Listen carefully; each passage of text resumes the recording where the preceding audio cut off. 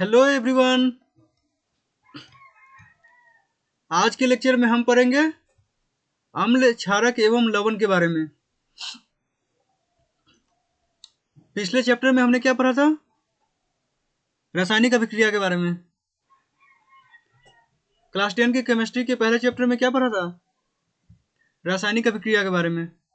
और आज दूसरे चैप्टर में अम्ल, क्षारक एवं लवण के बारे में देखेंगे। तो आशा करता हूँ कि आप पहले चैप्टर पढ़ के आए होंगे यहाँ पर। ठीक है, देखिए स्टार्ट करते हैं। तो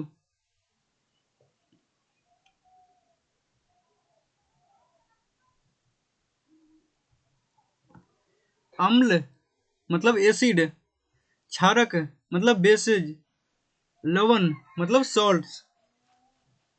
अम्ल क्या होता है, क्षारक क्या होता है और लवण क्या होता है, इसको पहले समझने से पहले थोड़ा सा हम क्रियाकलाप करके देखेंगे और थोड़ा इंट्रोडक्शन देखेंगे। फिर उसके बाद हम मेन मुद्दे पर आएंगे। तो पहले स्टार्ट करते हैं, पहले इंट्रोडक्शन से।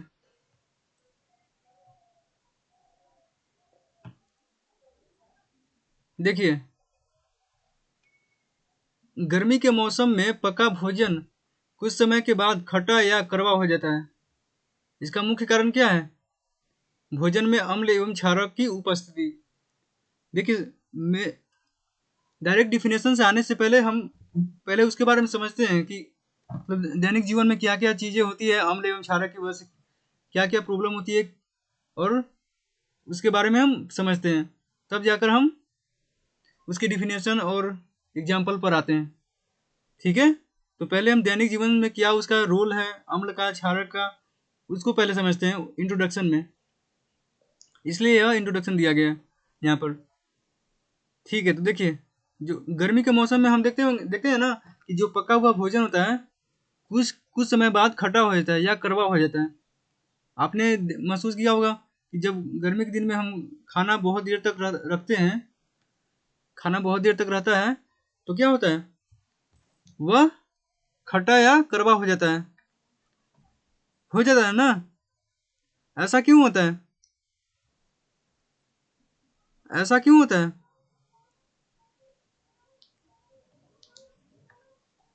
ऐसा इसलिए होता है कि भोजन में अम्ल एवं क्षारक की उपस्थिति आ जाती है। भोजन में जब बहुत देर तक हम छोड़ देते हैं ना, तो उसमें अम्लता मिक्स हो जाता है, मतलब एसिड एवं बेस मिक्स हो जाता है उसमें। देखिए, अम्ल एवं क्षारक एक दूसरे के प्रभाव को समाप्त करते हैं। अम्ल एवं क्षारक ये दोनों अपोजिट चीजें हैं। जहां अगर अम्ल होगा, वहीं पर अगर क्षारक आ गया, तो अम्ल क्षारक को मार देगा या क्षारक अम्ल को मार देगा, एक दूसरे को समाप्त कर देता है। ऐसा क्यों होता है सब हम आगे पढ़ेंगे, अभी बस इंट्रोडक्शन पढ़ देखिए खाली। यही कारण है कि जब कोई आदमी अत्यधिक भोजन करने के कारण अम्लता से पीड़ित हो जाता है, तो हम उसे बेकिंग सोडा का विलयन औषधि के रूप में देते हैं, क्योंकि यह अम्ल के आधिक्य को उदासीन कर देता है, अर्थात अम्लता को दूर कर देता है। हम देखिए, कभी कभी ऐसा होता है ना कि हमारे जो पेट है करने लगता है। वह पेट हमारा दर्द किसकी वजह से होता है? हमारे शरीर में अम्लता से अम्ल अम्ल है ना, अम्ल की संख्या बढ़ जाने की वजह से। कभी कभी हमारा शरीर पेट दर्द करता है, क्यों हमारा पेट दर्द करता है? एसिडिटी की वजह से, मतलब अम्लता की मात्रा हमारे शरीर में ज़्यादा हो जाता है। तो हम डॉक्टर हमें क्या सुझाव देता है खाने के लिए? हमें सुझाव देता है बेकिंग सोडा का विलयन लेने के लिए, बेकिंग सोडा का विलयन औषधि के रूप में लेने के लिए, ताकि और बेकिंग सोडा हमारा क्या है? बेकिंग सोडा हमारा क्षारक होता है। अगर हमारे शरीर में अम्लता की मात्रा बढ़ गया, तो बेकिंग सोडा लेने से वह क्या करता है? बेकिंग सोडा हमारा होता है क्षार, और अम्लता हमारा मात्रा शरीर में होता है। तो क्षार लेने से अम्लता की मात्रा को वह क्या कर देता है? उदासीन कर देता है, अर्थात अम्लता को दूर कर देता है। तो हमारा जो पेट दर्द होता है वह खत्म हो जाता है, खत्म हो जाता है ना। बेकिंग सोडा लेने से हमारे जो शरीर में पेट दर्द कर रहा था, वह दर्द करना बंद हो जाता है। क्योंकि बेकिंग सोडा क्या होता है? बेकिंग सोडा हमारा क्षार होता है, और क्षार जो होता है अम्ल को उदासीन कर देता है। तो यह बेकिंग सोडा इस अम्ल को उदासीन कर देगा।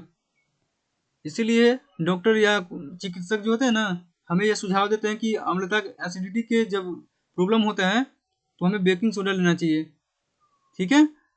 नींबू पानी या सिरका का विलयन अम्लता दूर करने में नहीं देना चाहिए, क्योंकि नींबू में साइट्रिक अम्ल और सिरका में एसिटिक अम्ल होता है। मतलब गांव में बहुत लोग सुझाव देते हैं ना कि एसिडिटी हुआ है तो नींबू का पानी पी लो या सिरका का विलयन ले लो, ऐसे बोलते गांव में सुझाव देते हैं लोग, क्योंकि उन्हें पता नहीं होता कि एसिडिटी क्यों होता है। एसिडिटी तो अम्लता की वजह से होता है ना, एसिडिटी हमारा अम्लता की वजह से होता है।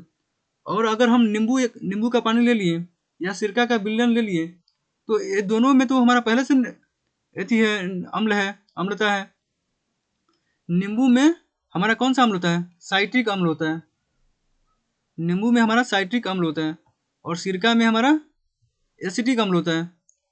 अब देखिए, पहले से हमारा शरीर दर्द कर रहा था अम्लता की वजह से, लेकिन जैसे ही नींबू का पानी ले लिए और सिरका का पानी ले लिए तो उसमें तो और अम्ल बढ़ गया ना, हमारे शरीर में अम्लता और बढ़ जाएगा। तो इससे क्या होता है? इससे हमारा पेट ठीक तो होगा नहीं ना होगा ठीक है, क्योंकि हमें अम्लता को उदासीन करना था क्षार के द्वारा, लेकिन क्षार की जगह पर हम और अम्लता ले लिए और हम नींबू पानी और सिरका ले लिए, और नींबू पानी और सिरका में तो अम्लता पहले से ही मात्रा में होता है, तो अम्ल को कैसे उदासीन करेगा? अम्ल तो अम्ल को और बढ़ा देगा ना, तो हमारे शरीर में और अम्लता बढ़ जाता है। तो यह ठीक करने के बजाय और दर्द करने लगता है हमारा शरीर।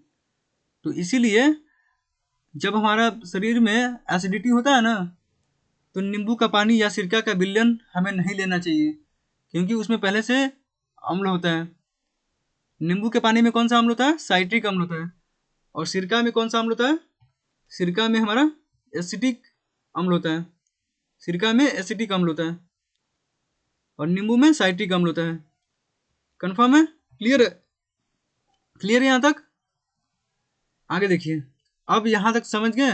ये क्वेश्चन में पूछता है, 2 नंबर में पूछता है कि जब हमारे शरीर में एसिडिटी होता है तो हमें क्या लेना चाहिए और क्या नहीं लेना चाहिए। इसीलिए क्वेश्चन से स्टार्ट करते हैं। अब देखिए, समझते हैं अच्छे से, मेन क्या चीजें हैं उनको समझते हैं। अब देखिए, अम्ल क्या होता है उसके बारे में देखते हैं। अम्ल मतलब एसिड। अम्ल जो पदार्थ चखने से या खाने में खट्टा लगता है उसे हम क्या कहते हैं? उसे हम अम्ल कहते हैं। जो पदार्थ चखने में या खाने में खट्टा लगता है उसे हम अम्ल कहते हैं। और अम्ल को अंग्रेजी में एसिड कहते हैं। अम्ल को अंग्रेजी में क्या कहते हैं? एसिड। एसिड शब्द एसिडस से बना है, जिसका अर्थ होता है खट्टा। जो एसिड शब्द है ना, वह एसिडस से बना होता है, जिसका मतलब होता है खट्टा होना, मतलब सावर। इसलिए अम्ल का एक गुण है उसका स्वाद खट्टा होता है।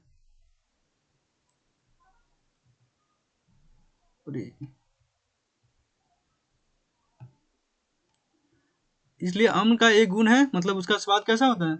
उसका स्वाद जो होता है ना, खट्टा होता है। ठीक है, क्लियर है?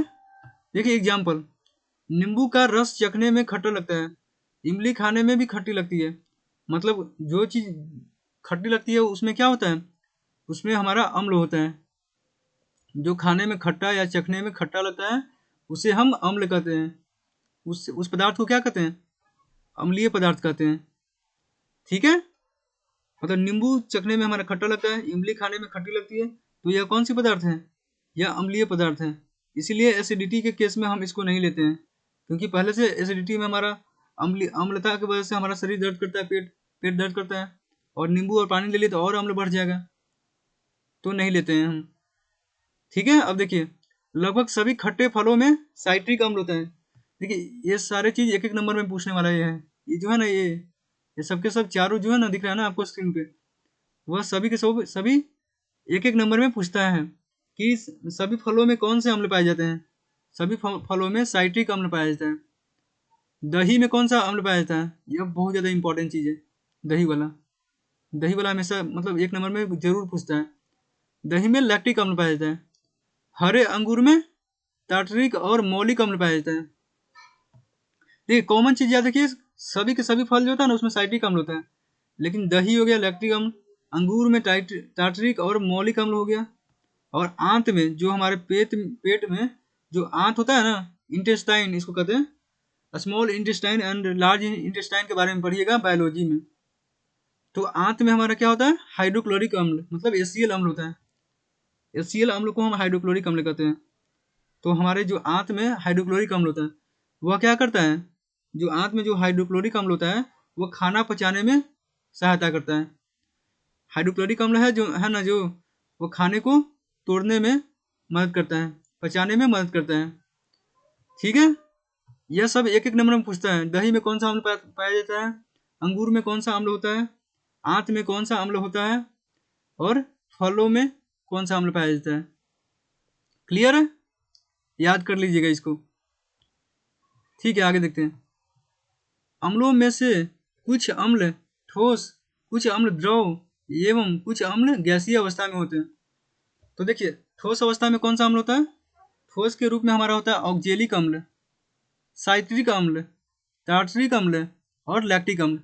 यह ठोस के रूप में होता है।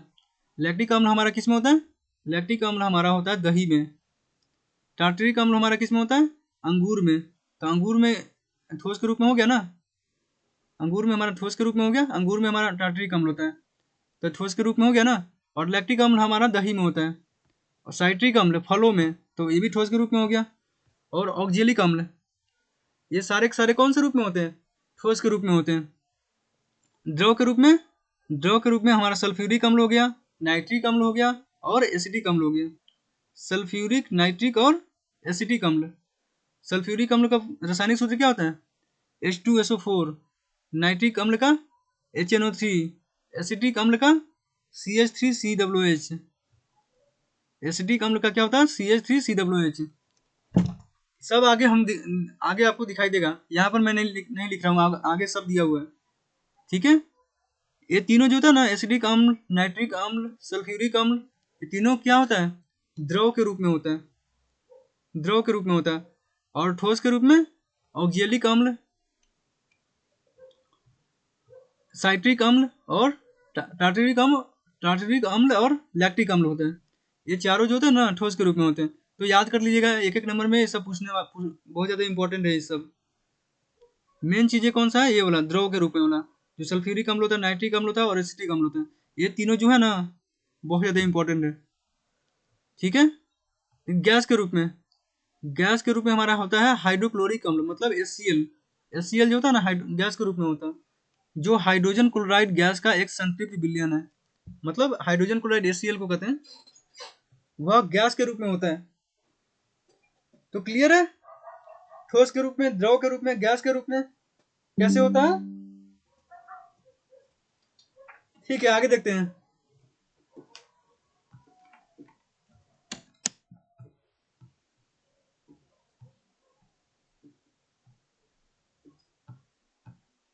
अब देखिए, अम्लों को उनके शक्ति के अनुसार दो वर्गों में बांटा गया है।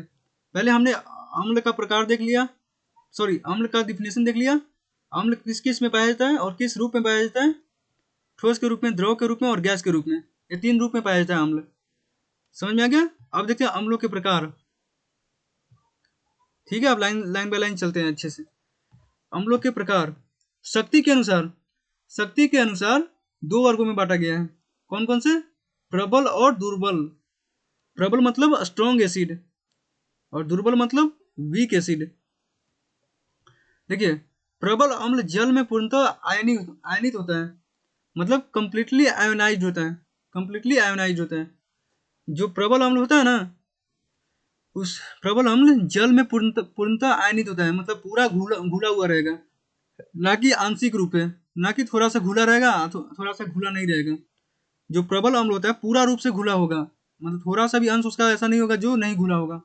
और दुर्बल अम्ल जो होता है ना, जल में आंशिक रूप से घुला होता है, आयनित होता है, आधा घुला होगा आधा नहीं घुला होता है। तो जल में जो ज़्यादा घुला रहेगा उसी ना, वही ना प्रबल होगा। नहीं तो जल में अगर मान लीजिए कम जल होगा 10 लीटर और अम्ल होगा 5 लीटर, तो यह तो दुर्बल हो गया, दुर्बल होगा ना। लेकिन 10 लीटर जल में अगर 15 लीटर होगा, अगर मान लीजिए अम्ल, तो वह कौन सा अम्ल होगा? वह प्रबल होगा, क्योंकि अम्ल की मात्रा ज़्यादा है। अम्ल की मात्रा ज़्यादा है मतलब पूर्णतः घुला हुआ है, तो वह स्ट्रॉन्ग होगा ना। 10 लीटर में अगर 5 लीटर अम्ल है और 10 लीटर में 15 लीटर अगर अम्ल है, तो कौन स्ट्रॉन्ग हुआ? 15 लीटर वाला। तो वह कौन सा होगा? प्रबल अम्ल। कम्प्लीटली आयनित होना चाहिए, कम्प्लीटली मतलब वह घुलनशील होना चाहिए।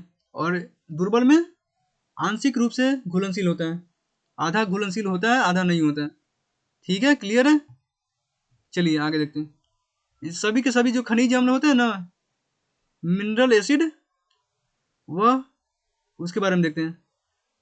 प्रबल अम्ल है। खनिज अम्ल में कौन अम्ल है जो प्रबल होता है? खनिज अम्ल में प्रबल अम्ल कौन सा होता है? HCl होता है, H2SO4 होता है और नाइट्रिक एसिड होता है। हाइड्रोक्लोरिक एसिड, सल्फ्यूरिक एसिड और नाइट्रिक एसिड, ये तीनों जो होता है ना प्रबल अम्ल होता है। और ये तीनों कौन सा अम्ल है? ये तीनों हमारा खनिज अम्ल होता है। खनिज अम्ल जो है ना, HCl, H2SO4 और HNO3, ये तीनों कौन सा है? प्रबल अम्ल है। तो याद रख लीजिएगा, ये तीनों केस आपको याद रहना चाहिए, HCl, H2SO4 और HNO3। और दुर्बल अम्ल कौन सा होता है? एसिटिक एसिड हो गया, फॉर्मिक एसिड हो गया, साइट्रिक अम्ल हो गया, टार्टरिक अम्ल हो गया, कार्बोनिक अम्ल हो गया और सल्फ्यूरस अम्ल हो गया। ये सारे के सारे क्या है? ये सारे के सारे दुर्बल अम्ल है। ठीक है, क्लियर है? खनिज अम्लों में प्रबल अम्ल हो गया ये तीनों प्रबल अम्ल हो गया। और दुर्बल अम्ल कौन सा हो गया? ये सारे के सारे acidic, tartaric, formic, citric, carbonic और सल्फ्यूरस। ठीक है, इसमें समझाने के लिए कुछ है नहीं, बस सबका एक रासायनिक सूत्र है जो याद कर लीजिएगा। फॉर्मिक अम्ल का रासायनिक सूत्र HCOOH होता है। साइट्रिक अम्ल का यहाँ पर नहीं दिया हुआ है, कोई नहीं, तो जिसका दिया हुआ है उसको याद कर लीजिए, क्योंकि यही ज़्यादा इंपॉर्टेंट है। इसका एसिडिक अम्ल का बहुत जगह पूछा जाता है। एसिडिक अम्ल का रासायनिक सूत्र क्या होता है? 1 नंबर का ऑब्जेक्टिव में पूछता है। फॉर्मिक अम्ल का कम ही पूछता है, बस ज़्यादा पूछता है एसिडिक अम्ल का। कार्बोनिक अम्ल का दिया हुआ है H2CO3, सल्फ्यूरस का H2SO3। अगर H2SO4 कर दिया तो वही सल्फ्यूरिक अम्ल हो जाता है। इसमें एक ऑक्सीजन कम है, तो यह दुर्बल अम्ल हो गया। देखिए इसमें H2SO4 है, मतलब 4 इसमें ऑक्सीजन है। H2SO3 में 3 ऑक्सीजन है, तो यह दुर्बल अम्ल है, यह प्रबल अम्ल है। क्लियर है? यह प्रबल अम्ल है। यहाँ तक क्लियर है? अब देखिए, सभी अम्लों में हाइड्रोजन जो होता है ना समान रूप से होती है। सभी के सभी अम्लों में हाइड्रोजन जो होता है समान रूप से होता है। देखिए जैसे देखिए सल्फ्यूरस में भी हाइड्रोजन 2 ही है, और सल्फ्यूरिक में भी हाइड्रोजन 2 ही है ना। तो वही हाइड्रोजन सेम ही होता है सभी अम्लों में। अम्ल के बारे में तो अब देख लिया हमने। अम्ल क्या होता है, अम्ल के मतलब कहाँ कौन कौन से चीज़ों में अम्ल होता है, फलों में कौन सा अम्ल होता है, और अम्ल के प्रकार देख लिए शक्ति के अनुसार। अब देखते हैं क्षारक। क्षारक मतलब बेसेज। क्षारक को अंग्रेजी में बेसेज कहते हैं। बेसेज को एल्कली भी हम कहते हैं, एल्कली। बेसेज को एल्कली भी कहते हैं। मतलब एल्कली शब्द कहाँ से लाया गया है? एल्कली शब्द अरबी भाषा के शब्द हैं, जो अल-क्यूली से बना है। अल-क्यूली, जिसका अर्थ होता है पौधों की राख। इसका मतलब होता है पौधों की राख, मतलब एसेज ऑफ प्लांट्स। इसलिए क्षारक का एक गुण है, उसका स्वाद कैसा होता है? खारा एवं कड़वा होता है। अम्ल का स्वाद कैसा होता था? खट्टा एवं कड़वा होता था। इसका कैसा होता है? इसका खट्टा एवं कड़वा होता है, इसका खारा एवं कड़वा होता है। अम्ल का अम्ल का कैसा होता था? खट्टा होता था। और इसका कैसा होता है? इसका क्षारक का होता है खारा एवं कड़वा। क्षारक का स्वाद कैसा होता है? खारा एवं कड़वा होता है। जैसे इसका एग्जाम्पल देखिए, चूना हो गया, साबुन हो गया, धोने का सोडा हो गया, खाने वाला सोडा हो गया। जैसे खाने वाला सोडा का हम यूज अभी देखा था ना पीछे। खाने वाला सोडा का यूज हम किस में किए थे? एसिडिटी को खत्म करने के लिए किए थे ना। तो चूना हो गया, साबुन, जो हम साबुन यूज करते हैं डेली लाइफ में, जो चूना यूज करते हैं पुताई करने के लिए, और खैनी खाने वाले भी चूना यूज करते हैं ना। धोने वाला सोडा, धोने वाला सोडा मतलब वो कौन सा होता है, जो हमारा सरफ यूज करते हैं ना, सरफ, सरफ हो गया, साबुन हो गया, चूना हो गया, खाने वाला सोडा हो गया। खाने वाला सोडा जो हम जिसका यूज हम उसमें करते हैं, रसगुल्ला ये सब होता है ना, उसमें हम डाल देते हैं तो उसका जो वो छोटा पहले से होता है, लेकिन खाने वाला सोडा हम डालते हैं तो वो फूल कर बड़ा हो जाता है ना, तो इसलिए करते हैं हम खाने वाला सोडा का यूज करते हैं उसमें। मतलब इसका स्वाद कैसा होता है, इसका स्वाद कड़वा होता है, ठीक है। अब साबुन खा के देखिए, देखें कभी साबुन का स्वाद कैसा होता है, साबुन का स्वाद कड़वा होता है, चूना का भी स्वाद कड़वा होता है। जो खैनी खाने वाले होते हैं ना, वो उनको उनसे पूछिएगा कैसा होता है, ठीक है, क्लियर है। देखिए आगे देखते हैं।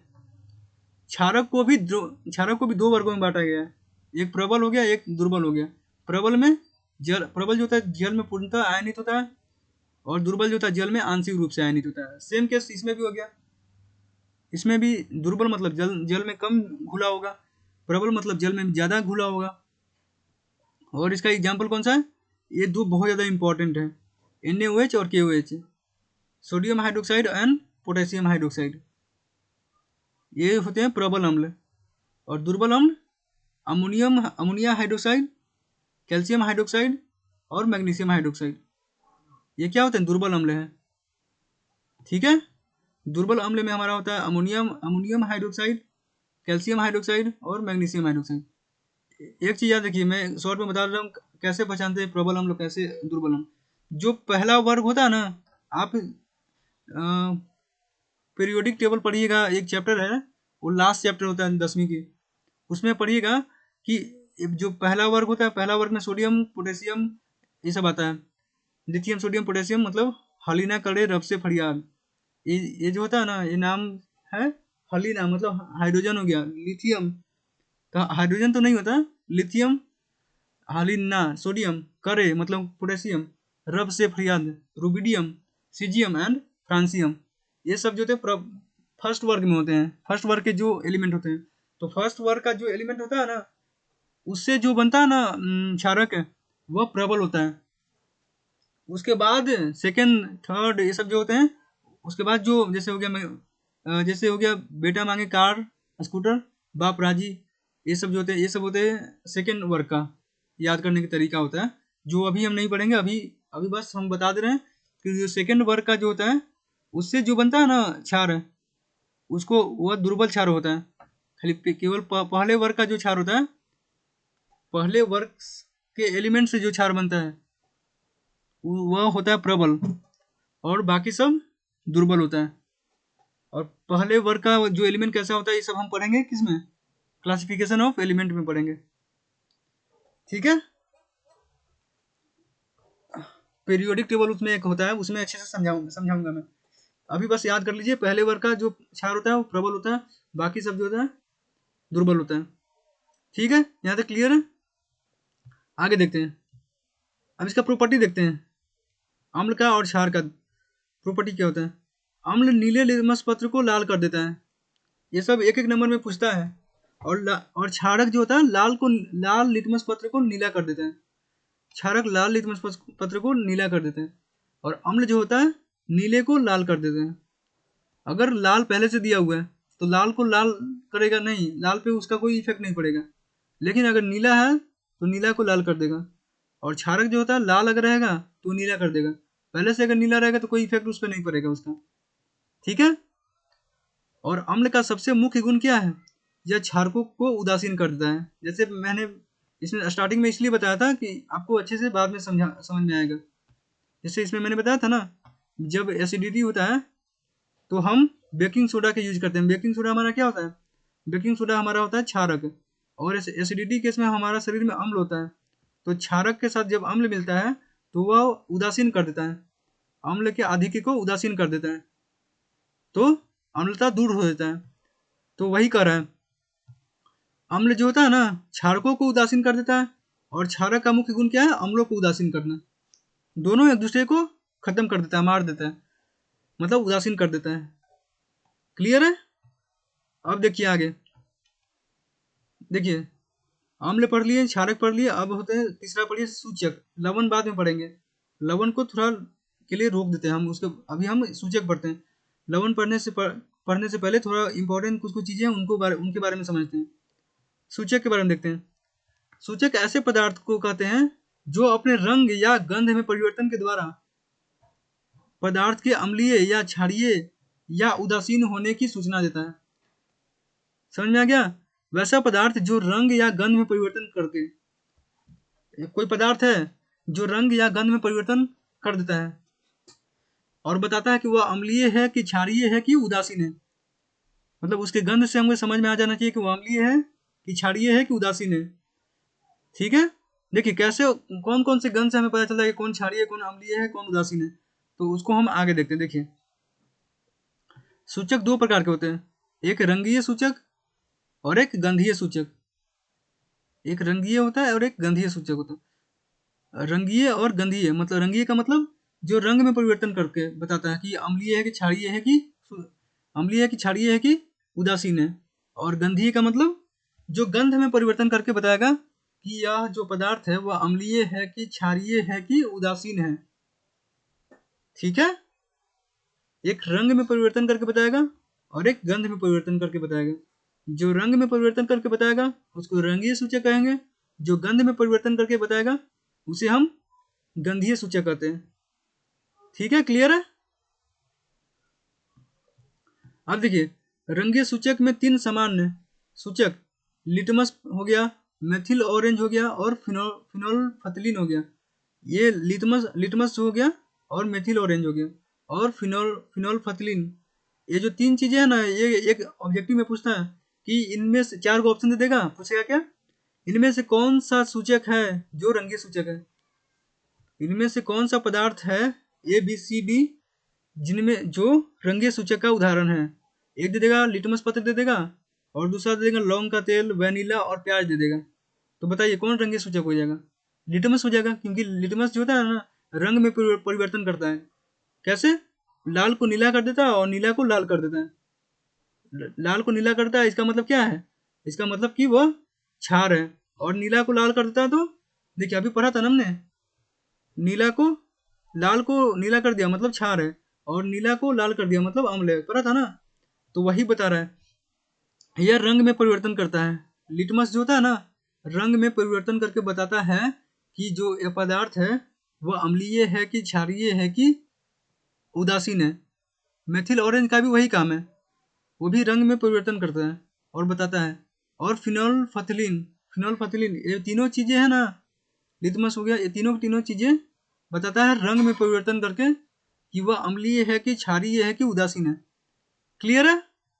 अब देखिए इन तीनों में लिटमस में से, मेथिल ऑरेंज में से और फिनोल्फथलीन में से प्राकृतिक सूचक क्या कौन है? प्राकृतिक सूचक हमारा हो गया लिटमस पत्र। लिटमस जो था ना प्राकृतिक सूचक होता है, नेचुरल इंडिकेटर होता है। तो ये भी एक ऑब्जेक्टिव में पूछता है। ऑब्जेक्टिव में मैंने इतना ऑब्जेक्टिव कराया तो मुझे पता है कि कहाँ कहाँ से ऑब्जेक्टिव पूछता है। तो देखिए पूछता है क्या ऑब्जेक्टिव में कि निम्नलिखित में से कौन एक प्राकृतिक सूचक है। ऑप्शन दे देगा, एक दे देगा मेथिल ऑरेंज, एक दे देगा प्याज, एक दे देगा वैनिला और एक निम्नलिखित में कौन रंगीय एवं प्राकृतिक सूचक है। रंगीय एवं प्राकृतिक सूचक दिया तो उसमें एक लिटमस दे देगा, एक मेथिल ऑरेंज दे देगा, एक फिनोल्फथलीन दे देगा और एक लौंग का तेल दे देगा। तो रंगीय में कौन सा होता है? रंगीय में होता है लिटमस पत्र। लिटमस पत्र हमारा प्राकृतिक सूचक है। और मेथिल ऑरेंज और फिनोल्फथलीन जो होता है ना वह संश्लेषित होता है, उसको बनाया जाता है मानवों के द्वारा। ठीक है, सिंथेसिस किया जाता है, उसको सिंथेटिक किया जाता है। ठीक है, याद कर लीजिएगा कौन नेचुरल है और कौन सिंथेटिक है। अब देखिए गंधीय सूचक मतलब ऑल फैक्ट्री इंडिकेटर्स। गंधीय सूचक जो होता है ना गंध में परिवर्तन करके बताता है कि यह पदार्थ अम्लीय है कि क्षारीय है कि उदासीन है। क्लियर है डिफिनेशन? अब देखिए गंधीय सूचक में प्याज हो गया, वैनिला हो गया, लौंग का तेल हो गया। प्याज देखिए, प्याज हमारा गंध से हमें समझ में आ जाता है ना कि ये प्याज है। वैनिला भी गंध से समझ में आता है। और लौंग का तेल भी महकता है, बहुत दूर तक महकता है ना। तो लौंग का तेल, ये सब क्या है, गंधीय सूचक है। इसमें एक विशेष प्रकार की गंध होती है। इसके गंध अम्लीय या क्षारीय विलयन में बदल जाते हैं। ये जो गंध है ना, प्याज का, वनीला का और लौंग का तेल है इत्यादि, इन सब का जो गंध होता है अम्लीय या क्षारीय विलयन में बदल जाता है या समाप्त हो जाता है। तो देखिए, गंधीय सूचक का सबसे ज्यादा यूज कौन करता है? गंधीय सूचक का सबसे ज्यादा यूज होता है ना, नेत्रहीन व्यक्ति कर सकता है, क्योंकि वो उसको दिखाई देता नहीं है। दिखाई नहीं देता तो वह गंध पहचान कर वो बता देता है कि यह पदार्थ अम्लीय होगा कि क्षारीय होगा कि उदासीन होगा। गंध से उसे समझ में आ जाता है कि वह पदार्थ कौन सा होगा, अम्ल होगा कि क्षार होगा कि लवण होगा, मतलब उदासीन होगा। ठीक है, गंधीय सूचक समझ में आ गया, अम्लीय रंगीय सूचक भी समझ में आ गया। सूचक के बारे में क्लियर है? सूचक दो होता है, रंगीय और गंधीय। रंगीय रंग में परिवर्तन करता है, गंधीय गंध में परिवर्तन करता है। दोनों का एग्जाम्पल भी समझ में आ गया।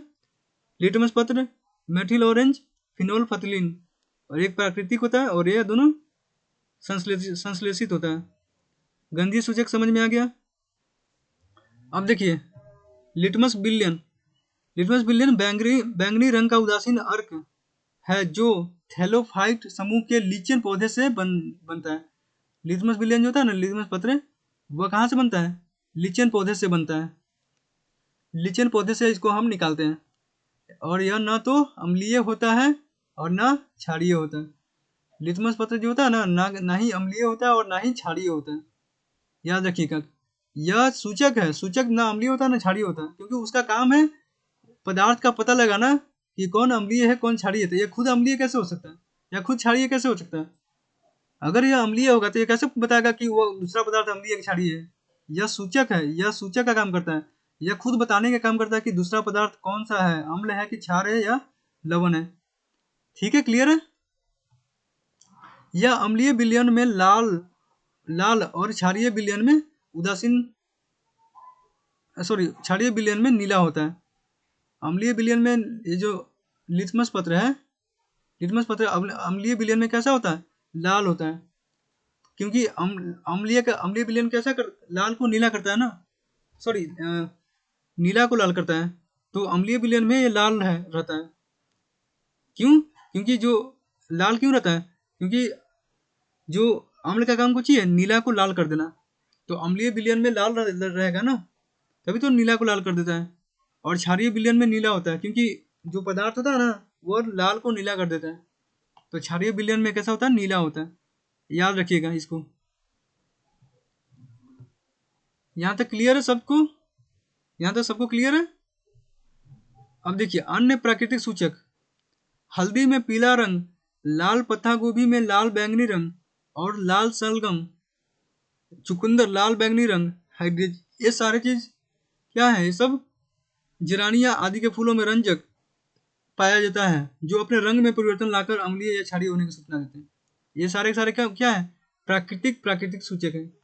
ये सारे के सारे जो हल्दी हल्दी हो गया, लाल पत्ता गोभी, लाल बैंगनी रंग, ये सब क्या है? ये सब प्राकृतिक चीजों से बनता है ना।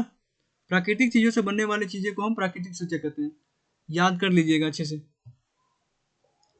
अब ये वाला जो डिफरेंस है ना, ये जो मैंने टेबल दे रखा है, इसको एक बार देख लीजिए, क्योंकि इसमें कुछ समझाने के लिए नहीं है, सब मैंने पीछे सब बता रखा है। सूचक जो होता है, सूचक का अपना रंग नहीं होता है। अम्लीय विलयन में परिवर्तन होता है और क्षारीय विलयन में परिवर्तन होता है। और लिटमस जो होता है, नीला रंग, लाल रंग दोनों होता है। लाल रंग कोई परिवर्तन नहीं। अम्लीय विलयन में लाल रंग अगर है तो कोई परिवर्तन नहीं होगा, कोई परिवर्तन नहीं। नीला रंग, देखिए, लिटमस अगर नीला रंग का होगा, मैंने बताया था अगर लिटमस अगर नीला रंग का होगा तो वह अम्लीय विलयन में लाल रंग हो जाता है। अम्लीय विलयन में लाल रंग का हो जाएगा। अगर लाल रंग का होगा तो कोई परिवर्तन नहीं होता। अगर लिटमस लाल रंग का होगा तो कोई परिवर्तन नहीं होगा। अगर नीला रंग का होगा, पहले नीला रंग का होगा तो लाल में परिवर्तन हो जाएगा। और अगर क्षारीय विलयन में अगर नीला होगा, लिटमस पत्र अगर क्षारीय विलयन में नीला होगा तो कोई परिवर्तन नहीं करेगा। अगर क्षारीय विलयन में लाल होगा तो वह नीला कर देता है। क्लियर है? इसको अच्छे से देख लीजिएगा, जो टेबल दे रखा है ना, देख के समझ में आ जाना चाहिए। नीला को यह लाल कर देगा, लेकिन लाल को कोई परिवर्तन नहीं हो रहा। या नीला को कोई परिवर्तन नहीं कर रहा, लाल को नीला कर दे रहा है। मेथिल ऑरेंज देखिए, मेथिल ऑरेंज का रंग कैसा होता है? नारंगी रंग का होता है, नारंगी रंग का। और अम्लीय विलयन में उसको लाल कर देता है, और क्षारीय विलयन में उसको पीला कर देता है।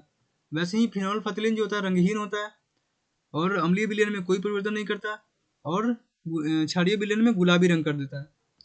और हल्दी जैसे पीला रंग का होता है, अम्लीय विलयन में कोई परिवर्तन नहीं होता, और क्षारीय विलयन में लाल भूरा कर देता है। वैसे ही ये सब दिया हुआ है देखिए। प्याज विशेष गंध का होता है, गंध में परिवर्तन नहीं करता, गंध समाप्त कर देता है। क्षारीय विलयन में इसका गंध समाप्त कर देता है। ठीक है, वैसे ही ये सब है। ये विशेष रंग का होता है। वनीला जो होता है विशेष गंध का होता है, गंध में परिवर्तन नहीं करता। अम्लीय विलयन में गंध में परिवर्तन नहीं करता, क्षारीय विलयन में गंध को समाप्त कर देते हैं। ठीक है, क्लियर है यहाँ तक? अब देखिए, उपयुक्त सूचकों में लिटमस, मेथिल ऑरेंज एवं फिनोल फथिलीन का उपयोग प्रयोगशाला में किया जाता है। शेष सूचकों का उपयोग प्रयोगशाला में नहीं किया जाता, क्योंकि यह हवा में उपस्थित ऑक्सीजन से धीरे धीरे नष्ट हो जाता है। लिटमस और मेथिल ऑरेंज और फिनोल फथिलीन को छोड़कर बाकी जो चीज़ें हैं ना, उसको हम प्रयोगशाला में नहीं यूज करते। क्यों? क्योंकि वह ऑक्सीजन के उपस्थिति में नष्ट हो जाता है, इसलिए हम उसका यूज नहीं करते हैं। ठीक है, क्लियर है? ठीक है, आज के लेक्चर में हम यहीं तक पढ़ते हैं। इंट्रोडक्शन देख लिए हमने, क्या होता है क्षार, क्या होता है, वो सब देख लिए हमने। उसका प्रॉपर्टी भी देख लिया हमने। ठीक है, पहले लेक्चर को यहीं तक रखते हैं। ठीक है, थैंक यू। रिवीजन करते रहिएगा बाकी पीछे का जो चैप्टर है उन सबको, तभी आपको अच्छे से समझ में आएगा।